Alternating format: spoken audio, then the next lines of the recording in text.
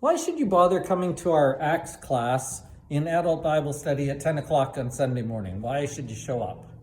Well, we've been at it for a month and we're still only in the very first little bit because we're putting in foundations for what the church needs to know before they go out and do the work they're supposed to do. And those foundation stones, those principles, are still the same for us.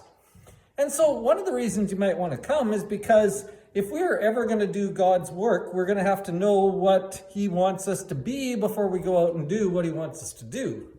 That's what we're studying in the book of Acts right now.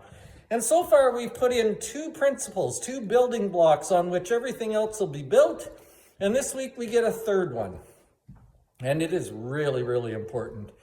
Again, good for anybody, really practical. We're in Acts chapter 1. We're going to start reading in about verse 12 or so and probably work till the end of the chapter. So I've really been enjoying Acts class.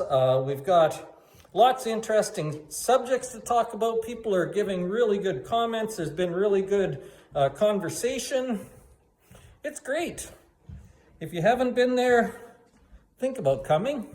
And if you can't be there, again, I am recording them, although I'm not making the recording public. So if you would like a copy of that, or if you'd like to see what we're discussing, shoot me a note and I'll send you the video link so you can try it out. Or better yet, just come and try it out in person. That'd be great. Our sermon this week. We're going to be talking about something that I think lots of people think about, but don't really maybe say out loud. I think if you went to most people, they would say, if I won the lottery, I have a list of things I would do. Or if I were given 3 wishes, I know exactly what I'd wish for. I think lots of us dream about a circumstance that might come someday, or if I were in some other circumstance, I know the things I would do. We have plans that we would do if something was different than where we are now. Well, here's some good news for you. In Ephesians chapter 1, the Apostle Paul tells us how things can be different. It's not about wishing. It's not about winning lotteries. It's actually something very practical that you can do. One thing that you can do that will change your circumstances, that can change the circumstances of the people you love. One really practical thing you can do. And also in that chapter, he tells them what they ought to be wishing for.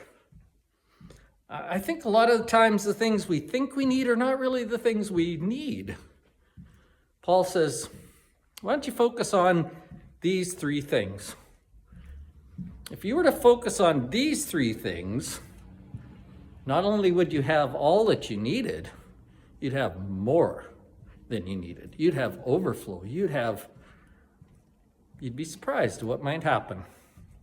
The sermon this week is called 3 Wishes, focusing on what we really need and where we get it from.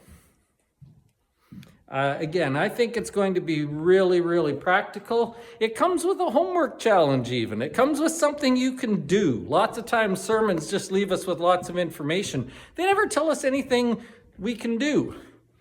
I'm going to give you something you can do about this sermon. And it's not hard. It's something that every 7-year-old on up can do. But it's a practical response to the Word of God. So, that's what we're talking about this Sunday. Something that could actually change your everyday life. I really like these 2 lessons. I can't wait to share them with you. I'm looking forward to Sunday, and it'll be better if you're here too. See you then.